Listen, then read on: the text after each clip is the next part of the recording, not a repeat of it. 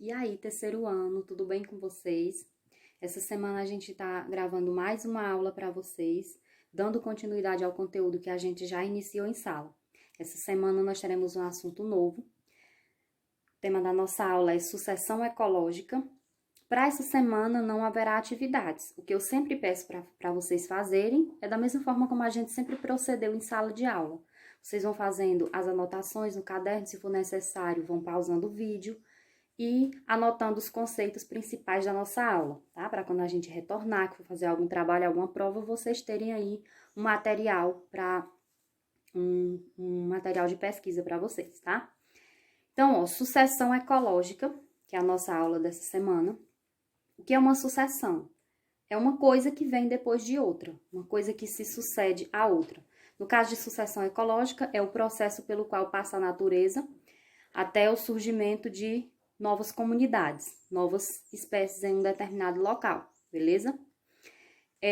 Pode ser um processo um local onde nunca teve vida e pode ser um local também onde havia vida e foi extinta por algum motivo, tá? Então, eu vou mostrar agora algumas imagens para vocês que vai facilitar essa compreensão. Vamos lá para os nossos slides. Então, pessoal, continuando aqui a nossa aula de sucessão ecológica, como eu havia dito para vocês, aqui está uma definição do que é esse processo, né? É uma sequência de alterações que acontecem em um determinado ambiente de forma gradual. Essa alteração no ambiente pode acontecer depois de algum evento que ocasionou a extinção de vida naquele local. Por exemplo, existia lá uma área de floresta, por exemplo, com muitas plantas, muitos animais, e de repente, por algum motivo, houve, sei lá, a queda de um meteoro.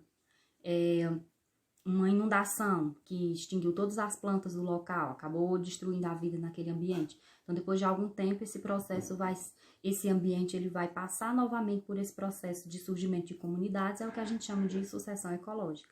E pode ser também num ambiente onde nunca existiu vida, como um deserto, né, uma duna, uma região de dunas. Eu vou mostrar algumas imagens para vocês vão acabar entendendo.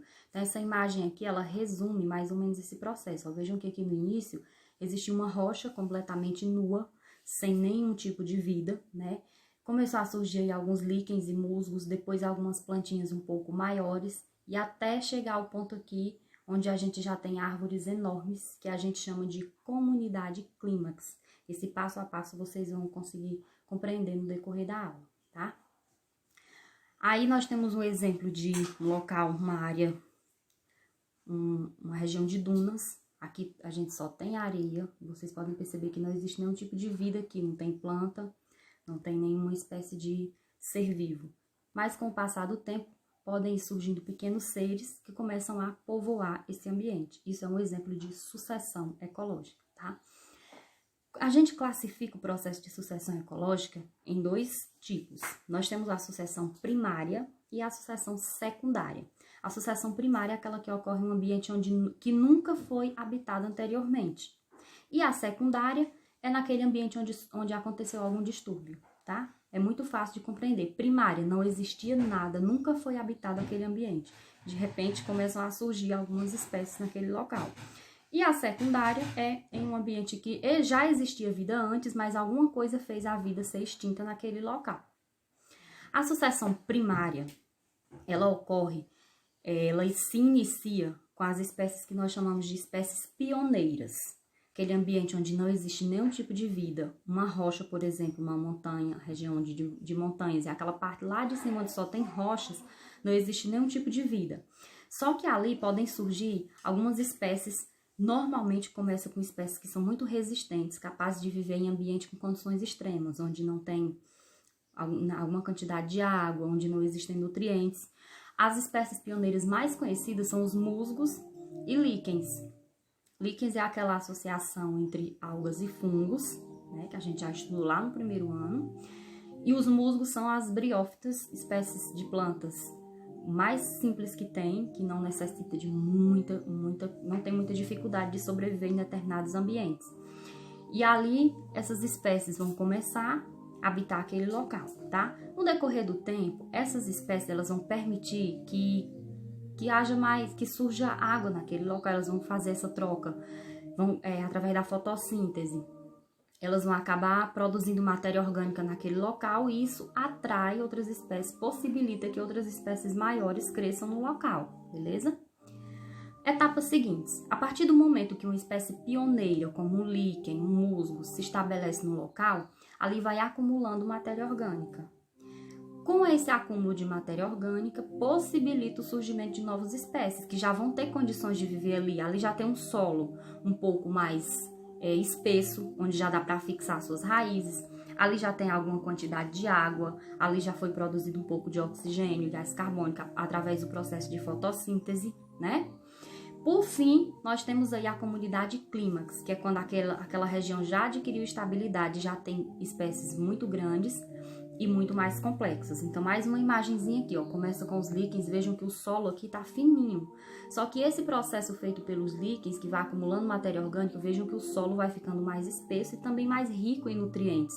Porque à medida que esses líquens vão passando pelo seu ciclo de vida, né, vão morrendo, eles vão acumulando matéria orgânica e nutrientes nesse solo. E aí outras espécies conseguem se fixar. Aí vão surgindo aí algumas plantinhas menores, depois algumas maiores um pouco mais resistentes, e por fim nós temos aí uma estabilidade, onde já há árvores enormes. Percebam que eu estou falando de plantas, queridos, mas esse processo de sucessão ecológica, se tem árvores, isso possibilita a povoação por outras espécies. Alguns pássaros vão se sentir atraídos para fazer seus ninhos ali, vão surgir alguns insetos, e aí isso vai levar ao ponto de existir cadeias e teias alimentares muito complexas nesse local. A sucessão secundária ela é mais rápida do que a primária. Isso é um pouco óbvio. Por quê? Na sucessão primária é um ambiente onde nunca houve vida, não tem nenhum vestígio de vida naquele local. Na sucessão secundária, como a sucessão secundária acontece em um ambiente que sofreu algum evento que dificultou a vida naquele local, subentende-se que algum vestígio vai ficar ali. Vejam nessa imagem aqui, ó, passando por um processo de sucessão secundária, sucessão ecológica secundária, desculpem. Ao redor aí a gente tem muitas espécies. Por algum motivo há uma clareira no meio dessa floresta, né? A vida foi destruída aí de alguma forma, só que ficam alguns vestígios, ficam algumas raízes, ficam algumas sementes. Mesmo que não tivesse ficado nessa região ao redor onde tem árvores, provavelmente tem pássaros, tem roedores, que passando por essa região que foi destruída, eles vão acabar deixando sementes, vão acabar deixando alguma possibilidade de surgir vida naquele local. Então, a sucessão secundária acontece de uma forma um pouco mais rápida do que a primária, tá? Aí estão as etapas, os 3 tipos de comunidade quando da ocorrência de uma sucessão ecológica. Nós temos a comunidade pioneira, que é aquela onde tem os primeiros organismos daquela região, que como foi citado lá no início, normalmente são organismos um pouco mais resistentes, que se adaptam a condições extremas. Aí a gente tem uma comunidade intermediária, que é uma questão de transição, né? Tinha uma espécie bem simples e aí vai ficando um pouquinho mais complexo. Nesse momento da intermediária, a gente está em transição. E tem a comunidade clímax, que é o auge da comunidade de um ecossistema. Quando aquele ecossistema já é bem complexo, já tem muitas teias e cadeias alimentares, as espécies já estão interagindo de uma forma muito mais forte, muito mais complexa do que lá no início da sucessão, ok?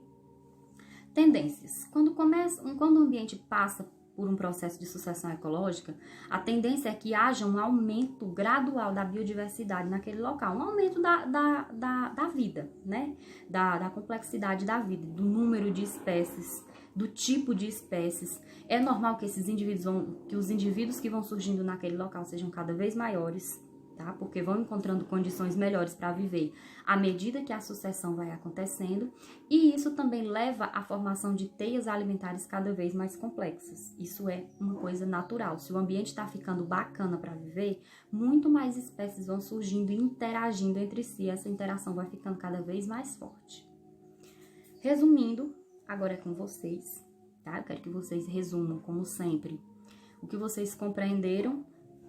Só anotem, não precisa anotar tudo que tá aqui, mas anotem o que vocês entenderam, que dê para vocês entenderem depois, caso precisem recorrer às suas anotações para fazer uma pesquisa. Falem o que é sucessão ecológica, quais são os tipos e quais as características de cada tipo, beleza? A gente se encontra na próxima semana. Tchau!